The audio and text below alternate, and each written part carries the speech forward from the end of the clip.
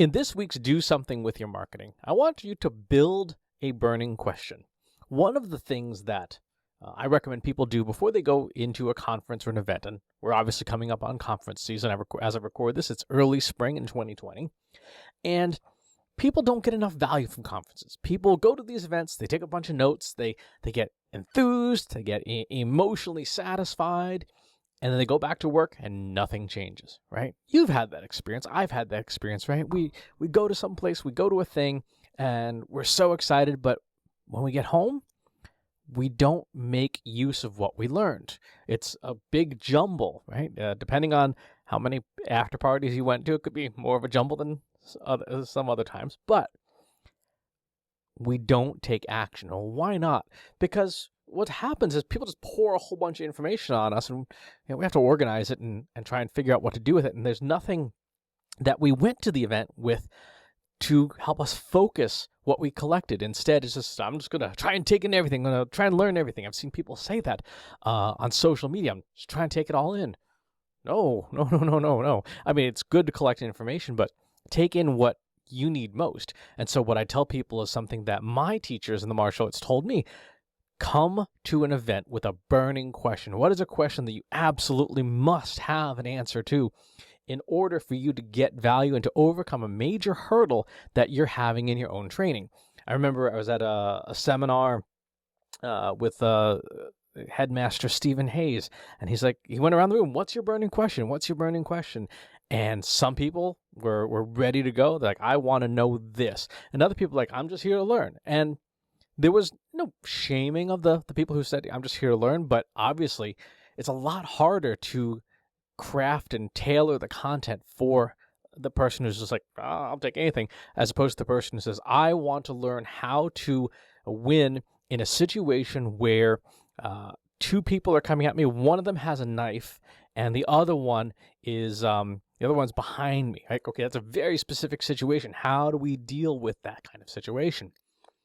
Now, I'm not saying your marketing question has to be quite so dire, but it should be that important to you. And so come with a burning question. Well, that's the advice I've been telling people for a while. The logical question is, well, what is a burning question? How do we build one of these? So there's a bunch of different tips that I would suggest for building a burning question. Number one, it has to be something that you deeply care about, a topic, a specific focus, an obstacle, and it should be something that's meaningful to you. Now, obviously, if your company is sending you to a marketing event and they're like, hey, we're trying to solve this problem, then yes, have that question handy. But what's important to you? What's important to your professional development where you're like, I need to understand, I need to wrap my brain around this particular thing?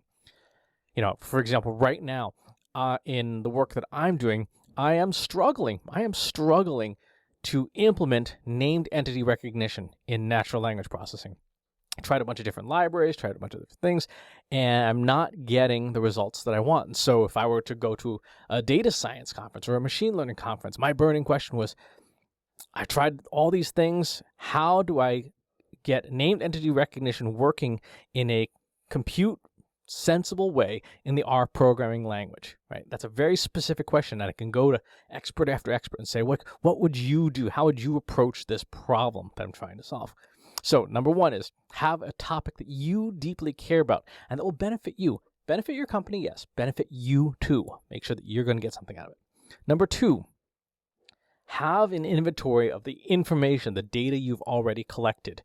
What things have you tried? What have you learned? What have you Googled and dug into and said, yep, I can't seem to get the answer to this. Going back to my situation, I've tried like 13 or 14 different packages or libraries in R and different sample code. I've collected all this information about the way it should work and what's not working for me. It's like, okay, I've got all this information that shows that I'm not just making up a question and it's not unimportant to me. It's not important to me. It's something I really care about. It's something I've done my homework on. So I'm not asking an easy question. I'm asking a very specific, difficult question. Number three is, of course, have those theories or those answers you've tried that didn't work. What have you already done? What homework, what legwork have you put in so that when you come to one of these events, you can quickly summarize the things that you've tried. So the person's like, oh, well, you should try the CRF suite package in R. Well, no, I tried that. If I can say that relatively quickly in a compact way when I ask my question, it will help that expert that I'm asking rule out that answer or say, yeah, but did you do it right?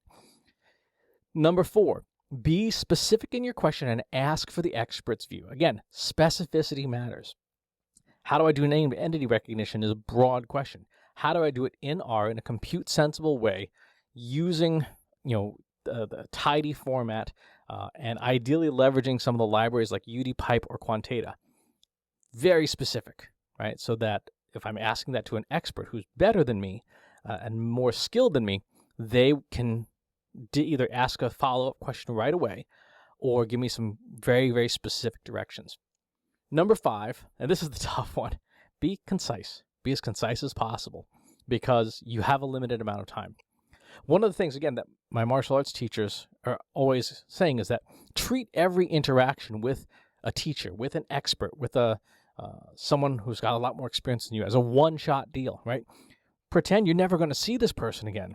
What's the one question that you would ask to get the maximum amount of information back out of them? And that involves some lay of the land, but it also involves being concise because you want to be able, if they ask a follow-up question, to have enough time to get a sensible answer. So be as concise as you can be. And 6, ask your question to as many experts as possible while you're at the event. If you're going to, say, content marketing world, and you have a question about named entity recognition for content generation, ask anybody on the speaking roster those questions. Ask your fellow attendees, hey, I'm working on this thing. Have you ever worked on this thing, this named entity recognition? Oh, you have? Oh, well, how did you do it? Like, this is what I've done, and I can't get it working. How would you do it, right? Asking everybody you can, within reason, to get multiple perspectives on your question. So those would be the 6 things to do to build a burning question. There's 4 things not to do. Number 1, and this is a minor pet peeve of mine as a speaker, is someone asking a question to either seem smart or try to impress the other person or impress the room, or in the worst case of speaking, they're trying to sneak in a plug for their company. But don't do that. And my hands up, and in the past I have done that, and I have been duly embarrassed and shamed by my teacher for doing those things. So I've done it. I get it. You want that positive attention from an expert, but your one-shot burning question is not the place to do that. Number 2, don't ask a question you already know the answer to. Again, you got one shot with this person. What's the question that you need an answer to, right? Not a question you already know the answer to. That doesn't help anybody. Ask the question that you just don't know the answer to, and you've worked really hard to try and find it. Number 3, don't ask a question whose answer is generally available, right? If you didn't do the legwork, you didn't Google it beforehand, you're wasting your time, and you're wasting your teacher's time, or your expert's time. Don't do that. And number 4, don't ask a question that's incredibly vague. Again, a question like, so how do I do named entity recognition? That's a really, really, really big question, right? And it's not something you're going to get a usable answer from the expert. They can explain it in broad terms, but chances are if you're asking that particular question, you already probably maybe have an understanding of what the topic is. So be specific in the questions. Don't ask vague questions. This takes time. Coming up with a burning question takes time. It's probably, if you're serious about it and honest about it, it probably comes from research you're already doing or work that you're already doing, and you're hitting roadblocks, you're hitting walls. And those are the questions that make great burning questions. I've hit a wall and I can't seem to get over it. And you explain it. What would you do? How would you go about this? What have you tried in the past that worked for you in this particular situation? Those are the ways to ask great burning questions, because You will get answers that will immediately lift you over that wall if you do it, and then hopefully provide you a roadmap for where to go immediately after that to help you get back on your journey. In Japanese, in the martial art that I practice, the word sensei literally means born before. And it's implied that this is the person who is ahead of you on the trail, right? So they've already walked that trail. They've already been down that road. And so when you ask them a question, there's a good chance that they've been down that path and they can explain how they got around it. Now, that way they did it may not be the way you do it, but at least they can tell you if you're stuck, here's one approach for getting around that. So that's my do something with your marketing for this week. Craft a burning question that you desperately need an answer to.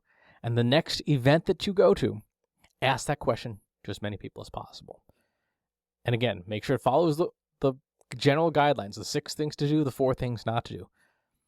If you're going to be at an event that I happen to be at, and if you're reading this in my weekly newsletter, go down to the end of the newsletter and you can see the events I'll be at. I would love to hear your burning question, if it's applicable to me. If it's not, I'll hear it anyway. I just won't be able to offer anything usable. But I would love to hear your burning question at the next event that we run into each other at. As always, please subscribe to the YouTube channel and the newsletter.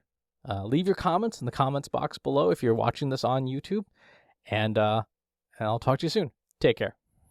Want help solving your company's data, analytics, and digital marketing problems? Visit trustinsights.ai today and let us know how we can help you.